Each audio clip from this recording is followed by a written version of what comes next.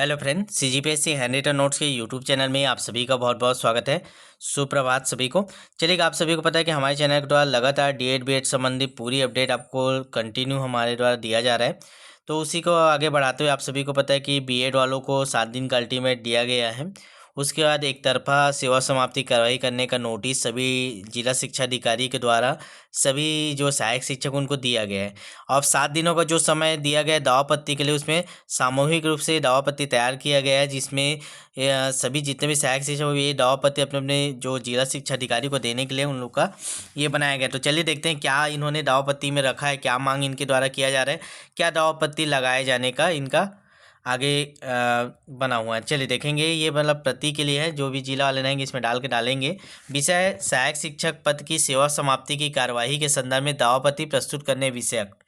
ठीक है, और ये आपका संदर्भ में रहेगा जो आपको मिला है टर्मिनेशन लेटर, मतलब जो दावापत्ती के लिए 7 दिन। ठीक है, उसको यहाँ पर क्रमांक डालना है। क्या इन्होंने मेंशन किया है, पढ़ते हैं एक बार, ध्यान से सुनेंगे। उपरोक्त संदर्भ विषयांतर्गत लेख है कि मेरी नियुक्ति छत्तीस शासन के स्कूल शिक्षा विभाग के द्वारा ये दिनांक इतना के तहत हुआ है, जिसका ये पेपर हुआ परीक्षा 4/5/2023 के भर्ती हुआ था। परीक्षा तो विज्ञापित पदों पर व्यापम द्वारा 2/7/2023 को जारी परीक्षा परिणाम एवं दस्तावेज सत्यापन के पश्चात जिला शिक्षा अधिकारी, जिला अपना जिला का नाम लिखेंगे और के नियुक्ति आदेश, ये पूरा आपको डिटेल है। उसका सीधे हम लोग पहुँचते हैं उन्होंने मांग क्या रखा है, क्या दावापत्ती कर रहे हैं। देखिए, पहला दावापत्ती है उनका। दावापत्ती प्रस्तुत है। पहला, महोदय, आपके द्वारा जारी सूचना पत्र में प्रस्तावित कार्यवाही हेतु केवल 7 दिवस का समय प्रदान किया गया है, जबकि विभाग द्वारा जारी नियुक्ति पत्र की कंडिका 7 में उल्लेखित है कि उपरोक्त चयनित व्यक्ति की सेवाएं किसी भी समय एक पक्ष द्वारा 1 माह का नोटिस देकर या उसके एवज में 1 माह का वेतन या भत्ते देकर समाप्त की जा सकती है। ठीक है, तो जो 7 दिन का समय दिया गया वो आप व्यवहारिक नियम के अनुसार नहीं है। अगर आपको समय देना था 30 दिन का देना था, या फिर आप 1 माह का वेतन अग्रिम भुगतान करके दे सकते हैं। ऐसा करके इनके द्वारा सबसे पहला दावापत्ती रखा गया है। आगे देखेंगे। सेवा समाप्ति के अप्रत्याशित आदेश के पश्चात इस अल्प अवधि में जीविकोपार्जन के अन्य विकल्प ढूंढ पाना मेरे लिए अति दुष्कर होगा, अतः आपसे विनम्र अनुरोध की समावधि का विस्तार करें। ठीक है, वो जो समय दिया गया उसको और बढ़ाए बोल रहे हैं। सेकेंड, इन्होंने दावापत्ती क्या किया है, महोदय, बीएड प्रशिक्षित सहायक शिक्षकों द्वारा प्रस्तुत अभ्यावेदनों पर परीक्षण एवं शासन को सुझाव दिए जाने के संबंध में 3/1/2025 को मुख्य सचिव महोदय की अध्यक्षता में अंतर विभागीय समिति गठन किया जा चुका है। आप सभी को पता है कि जो विभाग द्वारा एक समिति का गठन किया गया है, जिसका अध्यक्ष को मुख्य सचिव को रखा गया है। तो उनका मांग है कि जो अतः माननीय से अनुरोध है कि कमेटी का निर्णय आने तक मेरी शासकीय सेवा सुरक्षित रखा जाए। आप सभी को पता है कि ऐसे जो समितियां बनती है वो उनका सालों साल लग जाता है, उनका जो सुझाव आने में, उनका जो वो आने में। तो सभी को पता है समितियां सिर्फ समय को टालने के लिए ज़्यादा बनाया जाता है। ठीक है, तो इस चीज़ को इन लोग समझ रहे हैं, इसीलिए बोल रहे हैं कि अगर समिति बनाया हो तो जब तक उसका पॉजिटिव कोई रिस्पांस नहीं आता, सुझाव नहीं आता, तब तक आप हमारी नौकरी को सुरक्षित बनाए रखें करके। ये सेकेंड उन्होंने दावापत्ती किया है। आगे देखेंगे थर्ड क्या लिखा है इन्होंने। थर्ड पॉइंट इन्होंने लिखा है, महोदय, मेरी नियुक्ति विभाग द्वारा जारी विज्ञापन तथा व्यापम द्वारा आयोजित परीक्षा के माध्यम से पूर्णतः नियमों के तहत हुई है।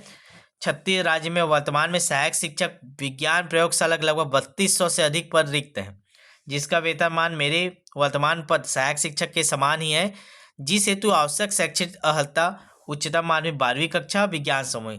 इसके अलावा समान वेतनमान पे छात्रा शिक्षक 12वीं कक्षा, सहायक ग्रेड 3 आदि पदों के विकल्प भी हैं, जिसमें योग्यता अनुसार मुझे समायोजित किया जा सकता है। इस पर विचार करें, ये उन्होंने आग्रह किया है दावापत्ती में। चौथा पॉइंट इन्होंने क्या दर्शाया है कि महोदय, छत्तीस राज्य सरकार द्वारा बीएड प्रशिक्षित सहायक शिक्षकों का उच्चतम न्यायालय में पुनर्विचार के लिए जो डायरी लगा हुआ है, जिसको उच्च न्यायालय में इस बात को रखा गया, तो उन्होंने बोला कि हम नहीं, उसके आधार पे हम लोग रोक नहीं लगा सकते, क्योंकि ऑलरेडी इससे पहले भी एसएलपी लगाई थी, वो खारिज हो चुका है। तो इन्होंने उसी का फिर से यहाँ पुनः वो किया है।